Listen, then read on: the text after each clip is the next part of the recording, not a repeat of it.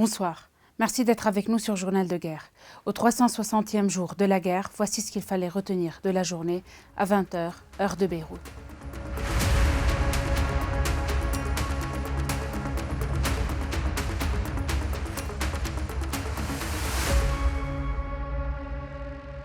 Pour le 8e jour consécutif, les frappes israéliennes sur les régions libanaises se sont poursuivies sans relâche sur tout le territoire libanais, que cela soit dans la banlieue sud de Beyrouth, le Liban Sud ou la Bekaa. Pour la première fois depuis la guerre de juillet 2006, l'armée israélienne a mené une frappe en plein cœur de Beyrouth dans la nuit de dimanche à lundi. Un drone a ciblé un appartement de la Jama'a Islamiyya palestinienne dans la capitale, et précisément dans le quartier de Kola. 2 des tués sont des membres de la Jama'a Islamiyya et un du Front populaire de la libération de la Palestine, FPLP. Le Hamas a annoncé la mort de son chef au Liban, Fatah Sharif Aboul Amin, tué dans un raid sur le camp de réfugiés palestiniens de Bas Atir. Au Liban Sud, un soldat libanais a été tué lorsqu'un drone israélien a pris pour cible une moto qui passait le poste de contrôle Al-Amr al-Wazani de l'armée libanaise. L'armée israélienne a annoncé la destruction d'un entrepôt de missiles à 1,5 km de l'aéroport de Beyrouth. De son côté, le Hezbollah a annoncé la première attaque contre Israël au moyen du missile balistique Nour.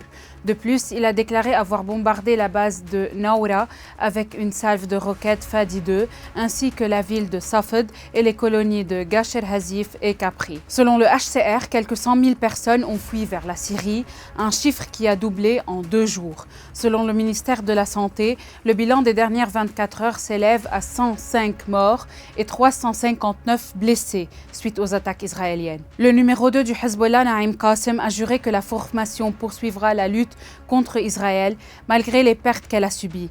Lors de sa première apparition depuis la frappe israélienne qui a tué Hassan Nasrallah, Naim Qassem s'est principalement adressé à la base populaire du groupe et à ses partisans, promettant de remporter une victoire similaire, je cite, à la victoire divine présumée de 2006. Du côté du gouvernement libanais, le Premier ministre sortant Najib Mikati a réaffirmé l'engagement du Liban à l'égard de l'appel de la communauté internationale en faveur d'un cessez-le-feu, de la mise en œuvre intégrale de la résolution 1701 de l'ONU et du déploiement de l'armée libanaise à la frontière sud. Au niveau diplomatique, le ministre français des Affaires étrangères Jean-Noël Barrot a rencontré divers responsables libanais, martelant l'urgence de l'élection d'un président de la République.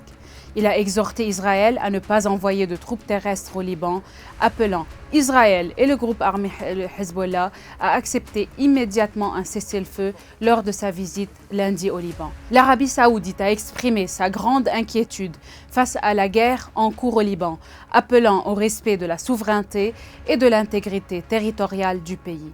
Le président américain Joe Biden s'est quant à lui opposé à une éventuelle opération terrestre israélienne au Liban et a appelé à un cessez-le-feu dans le pays. Le ministre iranien des Affaires étrangères a déclaré lundi que l'Iran ne déploiera pas de forces au Liban ou à Gaza pour affronter Israël. Cela alors que les frappes israéliennes visent ses alliés dans la région. Le Premier ministre israélien Benjamin Netanyahou a lancé un avertissement sévère à l'Iran, déclarant qu'aucun endroit du Moyen-Orient n'est hors de portée d'Israël. Du côté de Gaza, le ministère de la Santé de l'enclave a rapporté 41 615 Palestiniens tués depuis le 7 octobre. De son côté, le secrétaire d'État américain Anthony Blinken a déclaré que les États-Unis continueront à œuvrer de toute urgence en faveur d'un cessez-le-feu à Gaza. Merci de nous avoir suivis sur Ici Beyrouth. On se retrouve demain pour un autre résumé de la situation. Vous pouvez suivre toute l'actualité concernant cette guerre sur notre site web www.icibeyrouth.com ainsi que sur nos réseaux sociaux.